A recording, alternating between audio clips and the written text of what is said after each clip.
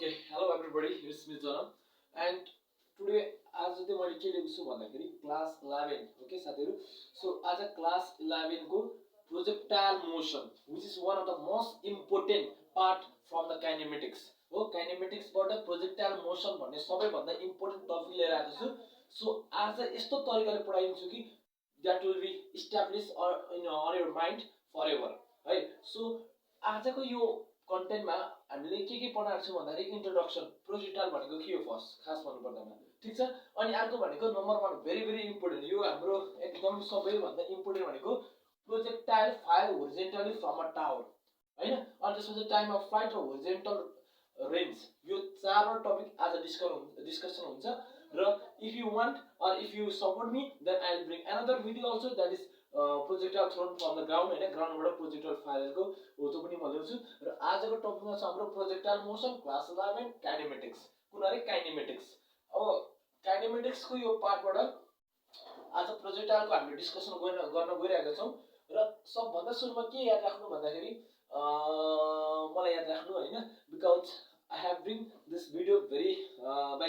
saving my time and our time consume huncha tha cha हैन it takes a lot of time so for that hard work please I will request you to subscribe on my video okay and like share and comment on my video okay and if your comment will motivate me for a new videos हैन so let me start this videos अब first projectile भनेको के हो है मैले यहाँ definition लेखेको छ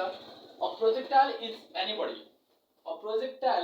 anybody that is thrown or projected into space with some initial velocity and moves under the effect of gravity alone भनेको प्रोजेक्टाइल भनेको खास भन्नु पर्दामा धेरै कुरा केही नबुझ्नु दिमाग खराब हुन्छ हैन प्रोजेक्टाइल भनेको केही पनि हैन मात्र एउटा अब्जेक्ट हो ठीक छ मात्र एउटा के हो अरे अब्जेक्ट हो प्रोजेक्टाइल इज अब्जेक्ट अब भन्छ होला सर अनि के यो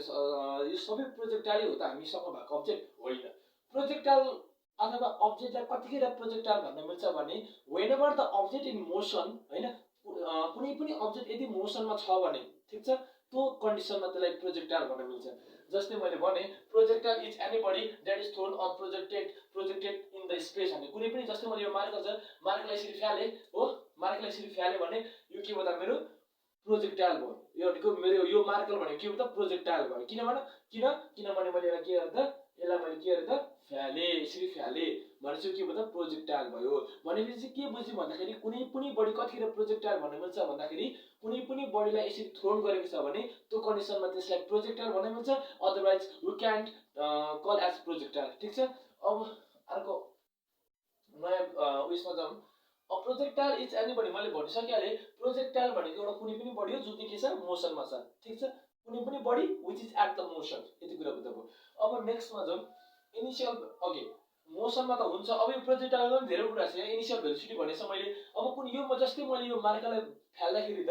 मैले थोरै कुनै सबभन्दा फर्स्टमा त मैले भेलोसिटी त लगाएँ नि त अथवा फोर्स त लगाएँ नि त हैन फोर्स लगाउँदाखेरि यसरी मैले यसरी फुट यसरी फ्याले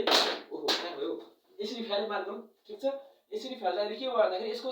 फर्स्टमा त इनिशियल भेलोसिटीबाट त यो यसको इनिशियल भेलोसिटी त क्रिएट भयो नि त हैन भन्छ इनिशियल भेलोसिटी सुरुमा हुन्छ कुनै पनि इनिशियल भेलोसिटीबाट कुनै पनि अब्जेक्टलाई फ्याल्दाखेरि त्यो मोसनमा आउँछ भने त्यस्तो खालको अब्जेक्टलाई के भन्छ भन्दाखेरि प्रोजेक्टाइल भनिन्छ त्यति कुरा बुझ्दा ठीक छ अब अर्को कुरा के भन्छु भन्दाखेरि माय डियर फ्रेन्ड्स के भन्छु भन्दाखेरि जब यो प्रोजेक्टाइल फालिन्छ यो केसमा चाहिँ हामीले के गरिसु भन्दाखेरि प्रोजेक्टाइललाई फ्याल्दाखेरि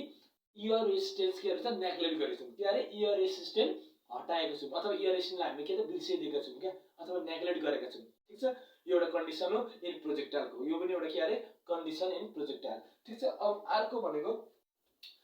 ट्रेजेडी नगर्नु अनि अर्को भन्छु यो यहाँ के भनेछ भन्दाखेरि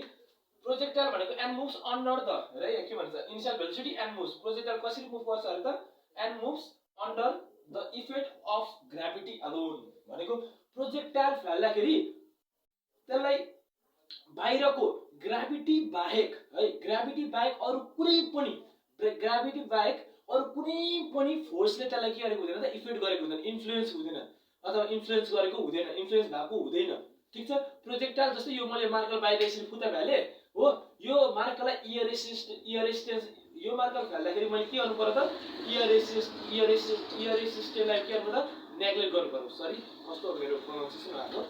यो रेसिस्टेन्सलाई के गर्नु पर्यो नेग्लेक्ट गर्नु पर्यो र अर्को कुरा भनेको कुनै पनि एक्सटर्नल फोर्स लागेको हुँदैन को बाहेक ग्राभिटी बाहेक अरे ग्राभिटी बाहेक। सो यो कन्डिसनमा चाहिँ हामीले के भन्न मिल्यो भन्दाखेरि यसलाई यो अब्जेक्ट के त प्रोजेक्टाइलमा छ भन्न मिल्यो, नभए यो अब्जेक्ट केमा छैन प्रोजेक्टाइलमा छैन। ठीक छ, यही भनेको यो ग्राभिटी एलन भनेको छ नि, ग्राभिटी एलन भनेको ग्राभिटी मात्र लागेको हुनु पर्यो भनेको, अरु लागेको हुनु भएन। अनि यहाँ के भनेछ भने ear resistance should be neglected, ear resistance should be neglected भनेछ, अथवा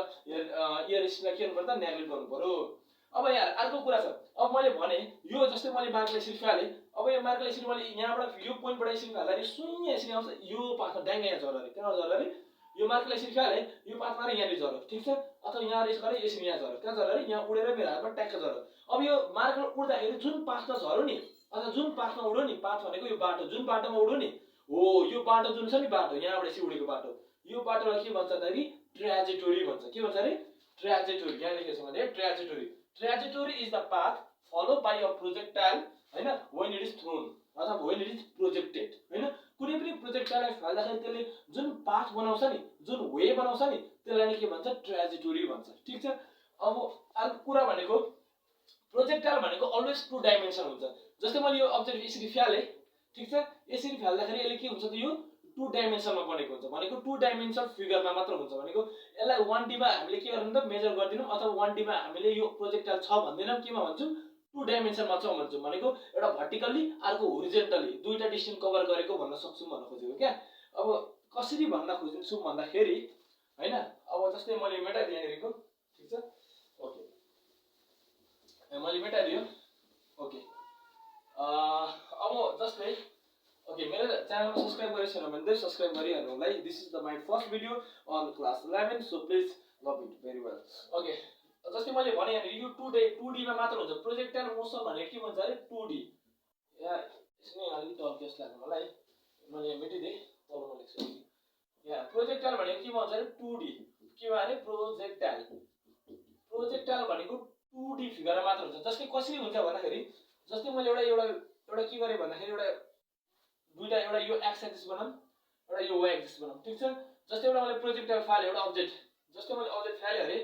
यहाँबाट अथवा यहाँबाट फाल्दिन, म टुप्पोमा बसिरहेको छु अरे, यहाँ म टुप्पोमा के एउटा मान्छे बसिरहेको छु, अथवा म you can imagine as me हैन। अब मैले एउटा यहाँबाट के ढुङ्गा फाले अरे, ठीक छ, स्टोन के अरे स्टोन फाले अरे, ठीक छ, स्टोन फाले अरे, यो स्टोन फाल्दाखेरि कसरी यहाँबाट मैले यसरी यता फाले अरे, ठीक छ, मैले यो स्टोन कता फाले यो डाइरेक्सनमा फाले अरे, ठीक छ। अब यो डाइरेक्सनमा फाले चाहिँ स्टोन के हुन्छ, यो स्टोन यहाँ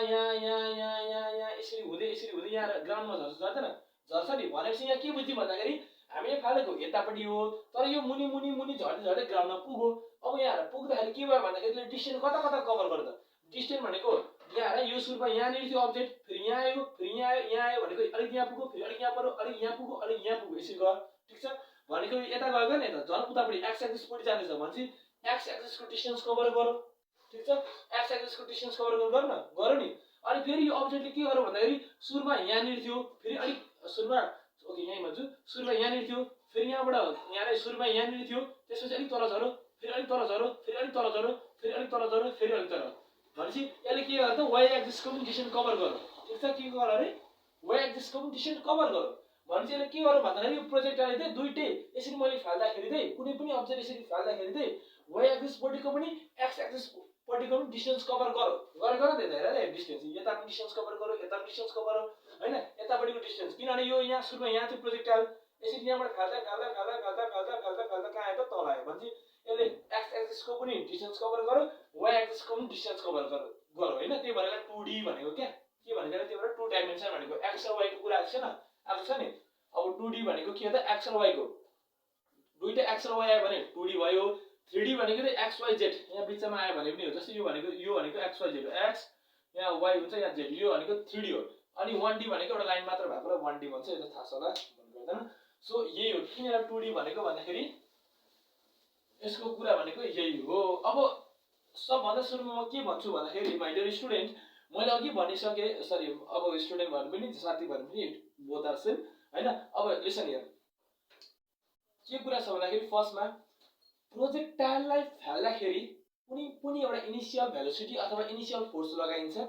त्यो इनिशियल फोर्स जस्तै मैले मार्कर छ, यसलाई मैले यसरी फाल्दाखेरि के गर्छु भन्दाखेरि फर्स्टमा इनिशियल फोर्स लगाउँछु, जस्तै मैले यो इनिसियल फोर्सलाई लगाएँ भने त यो त मोसनमा आउँछ नि त, मोसनमा हो। जतिखेर यो मोसनमा आउँछ त्यसलाई के भन्छ, इनिसियल भेलोसिटी भन्छ है। इनिसियल भेलोसिटी भनेको मोसनमा आएपछि त के हुन्छ, भेलोसिटी बढ्छ अथवा भेलोसिटी क्रिएट हुन्छ, अनि यो भेलोसिटीमा आउँछ। अब जस्तै मैले यहाँबाट एउटा एक्जाम्पल दिँदाखेरि, जस्तै मैले यो एक्जाम्पल हो, यहाँबाट मैले एउटा अब्जेक्ट यतातिर फालेँ, ठिक छ। यो एउटा अब्जेक्ट, यहाँ एउटा अब्जेक्ट छ यहाँनिर, यो अब्जेक्टलाई मैले यतातिर फालेँ, यो अब्जेक्टले यतातिर फाल्दाखेरि यो के हुन्छ, यसको भेलोसिटी यतापट्टि बढ्छ, ठिक छ। भेलोसिटी यतापट्टि जान्छ, अथवा इनिसियल भेलोसिटी कतापट्टि एक्ट गर्छ, यतापट्टि एक्ट गर्छ, गर्दैन, गर्छ नि। अब मैले यो अब्जेक्टलाई यता फाल्दाखेरि के इनिसियल भेलोसिटी यता एक्ट गर्छ त, गर्दैन, किनभने मैले अब्जेक्टलाई त यता फालेको नि त, यतापट्टि मैले मुनितिर डाउनवर्ड फालेको त होइन नि, होइन। भनेपछि यहाँ मैले के भन्न खोजेको भन्दाखेरि, इनिसियल भेलोसिटी मैले होरिजेन्टली फालेको थिएँ, कता है, होरिजेन्टली। अब्जेक्ट मैले होरिजेन्टली फालेको हुँदा कारण, अब्जेक्ट मैले होरिजेन्टली फालेको भएको कारणले गर्दाखेरि के भयो भन्दाखेरि, अब्जेक्ट मैले होरिजेन्टली फालेँ, होरिजेन्टली फाल्दाखेरि इनिसियल भेलोसिटी कतापट्टि लाग्यो त, होरिजेन्टली लाग्यो क्या। जुन मैले फोर्स लगाएर यसरी फुत्त फालेँ नि, जस्तै मार्कर भयो, यसरी मैले यसरी फालेँ, यसरी फाल्दाखेरि यो फोर्स जुन छ नि, फोर्स चाहिँ यतापट्टि लाग्यो, ठिक छ। फोर्स कता लाग्यो अरे, होरिजेन्टली लाग्यो, तर यो डाउनवर्ड लाग्यो त, यसरी लागेन नि, हो। त्यही भएर फोर्स यतापट्टि लगायो, फोर्स मैले यतापट्टि लगाउँदाखेरि चाहिँ इनिसियल भेलोसिटी पनि यतातिर गयो क्या, किनभने डाइरेक्सन त यतापट्टि छ नि त भेलोसिटीको त, हो। भने डाइरेक्सन कता कता यतापट्टि गयो, त्यही भएर इनिसियल भेलोसिटी होरिजेन्टल चाहिँ 0 भएन, तर भर्टिकल इनिसियल भेलोसिटी के भयो त, 0 भयो, किनभने मैले त डाउनवर्ड त लाग्दैन, हो। त्यही भएर भर्टिकल इनिसियल भेलोसिटी के हुन्छ अरे, 0 हुन्छ। यहाँ लेखे, बुझिरहने यहाँनिर है, म यहाँ यो नोट भन्दा नि भयो, भर्टिकल इनिसियल भेलोसिटी इज 0, ठिक छ। इज कति अरे, 0। अनि फेरि अर्को कुरा के राख्दा छ, होरिजेन्टल भेलोसिटी अथवा होरिजेन्टल इनिसियल भेलोसिटी है, horizontal initial velocity is not 0। अब यो किन मैले भनेको भन्दाखेरि, अहिले हामीले प्रोजेक्टाइलको यो जुन छ नि, projectile fire from horizontally from a tower भनेको छ, यो यसको यो केससँग डिल गर्दाखेरि यो चाहिन्छ, ठिक छ। भर्टिकल र इनिसियल अहिले भएर भनिसकेँ मैले, होरिजेन्टली फालेको अब्जेक्टको इनिसियल भेलोसिटी 0 हुँदैन, किनभने हामीले इनिसियल भेलोसिटी त हामीले यो डाइरेक्सन होरिजेन्टली फालेको नि त। भनेपछि कुनै फोर्समा लगाएको अब्जेक्ट त मोसनमा आयो, तर यो भर्टिकली चाहिँ आएन क्या। किन आएन भन्दाखेरि हामीले अब्जेक्ट चाहिँ तल झारेको होइन, कहाँ फालेको, सिधा फालेको, अगाडि अगाडि। त्यही भएर के हो त, इनिसियल भेलोसिटी भर्टिकली 0 हो, ओहो ठिक छ, 0 हो। तर के त, होरिजेन्टल इनिसियल भेलोसिटी के हुन्छ, के हुँदैन त, 0 हुँदैन। ओके, सो आई थिंक म यो भिडियो चाहिँ अलिक सर्ट बनाउँछु, यसलाई म पार्ट 1 बनाइदिएँ, पार्ट 2 फेरि नेक्स्ट भिडियो बनाउँछु नि त ल। Okay, let me make the next video.